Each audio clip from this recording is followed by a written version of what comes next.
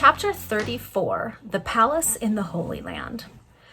The wanderer amidst the crowded thoroughfares of the multitudinous metropolis cannot be unacquainted with that assemblage of densely populated streets and lanes which is situated between High Street in St. Giles and Great Russell Street in Bloomsbury. The district alluded to is called the Holy Land. There poverty hides its head through shame, and crime lurks concealed through fear. There everything that is squalid, hideous, debauched, and immoral makes its dwelling. There days are spent in idleness and nights in dissipation. There no refinement of habit or of speech is known, but male and female alike wallow in obscene debauchery and filthy ideas. There garments are patched with pieces of various dyes, and language is disfigured with words of revolting slang. There the natural ruffianism and brutal instincts of the human heart are unrepressed by social ties or conventional decencies. There infamy is no disgrace, crime no reproach, vice no stain. Such is the Holy Land.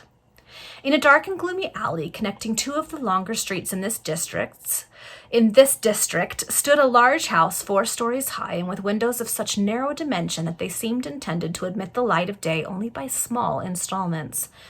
4 steep stone steps, each only about 6 inches broad, led to the front door, which always stood open during the daytime. This front door gave admittance into a small square compartment which was denominated the lobby, and from which a second door opened into the house. The inner door just alluded to was kept constantly shut, save when admittance was demanded by anyone who had the right of entry into the habitation. But even that admittance was never granted without precaution. In the ceiling of the little hall or lobby described, there was a small trapdoor, let into the floor of the room above, and by these means the sentinel on duty upstairs was enabled to reconnoiter everyone who knocked at the inner door. The interior of the house resembled a small barrack. The apartments on the ground floor were used as day rooms or refectories, and were fitted up with long table and forms. The floors were strewed with sand, and the appearance of the place was more cleanly and comfortable than might have been expected in such a neighborhood.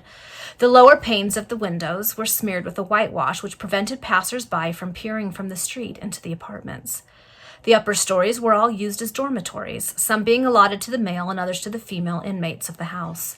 These rooms were furnished with mattresses, blankets, and coverlids, but there were no bedsteads. The aspect of the dormitories was as cleanly as that of the day rooms. To the ceiling over the landing place of the second floor was hung a large bell, the wheel of which were attached numerous ropes, which branched off through holes in the walls and floors in all directions, so that an alarm could be rung from every room in that spacious tenement. Behind the house there was a large yard, surrounded by the dead walls which formed the sides of other buildings. Thus in no way was the dwelling which we have described overlooked by the neighbors. At the bottom of the yard was a door opening into a court which communicated with another street, and thus a convenient mode of egress was secured by anyone who might find it prudent to beat a precipitate retreat from the house. Now we have endeavored to furnish the reader with an idea of Zingaree's palace in the Holy Land. In order to complete the description, it only remains for us to state that the various precautions to which we have alluded in connection with the palace were adopted for the protection and safety of those inmates who, either in the course of their avocations or otherwise, might happen to render themselves obnoxious to the myrmidons of the law. Not that the pursuit of the subjects of Zingaree necessarily comprised practices which rendered their headquarters liable to constant visits from the police, but persons accustomed to a vagabond kind of existence could not be otherwise than often tempted into lawless courses, and Zingaree did not dare disown or discard a dependent who thus became involved in danger. Moreover, the protection of the family was frequently accorded to persons who rendered them a service, or could pay for such succor, as in the respective cases of Skilligalee and the rattlesnake. Or it was not usually granted upon motives of humanity, as in reference to the man called the traveler. This intercourse with characters of all descriptions was another reason for the adoption of precautionary measures at the palace, but seldom, very seldom, was it that the necessity of those measures was justified by events, the police being well aware that no good ever resulted from a visit to the mansion in the Holy Land. It was 10 o'clock at night, and Zingaree was presiding at the banqueting table in his palace. Upwards of 60 people, male and female, were assembled around the board. Thus consisted of the chiefs of the different districts into which Zingaree's kingdom was divided, with their wives and daughters. Skilligalee, the rattlesnake, and the traveler were also seated at the table and were honored as Zingaree's guests.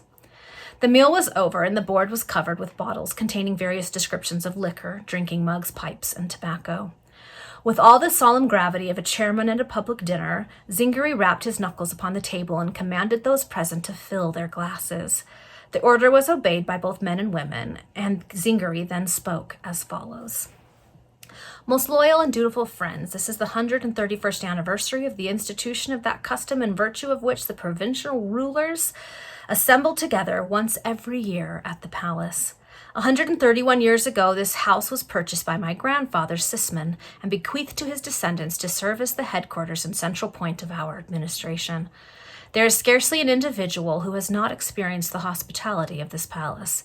Every worthy Zingari who visits the metropolis enjoys his bed and his board without fee and without price for 7 days in our mansion, the superintendence of which is so ably conducted while we are absent by our brother on my right. Here Zingari glanced toward a venerable-looking man who sat next to him.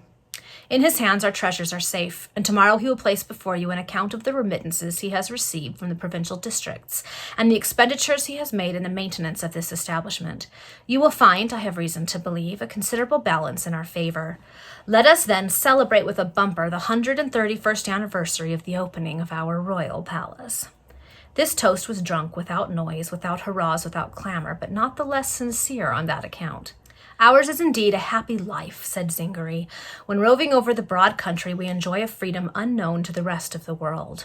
No imposts or taxes have we then to pay. We drink of the stream at pleasure and never feel alarmed lest our water should be cut off. We can choose pleasant paths and yet pay no paving rate.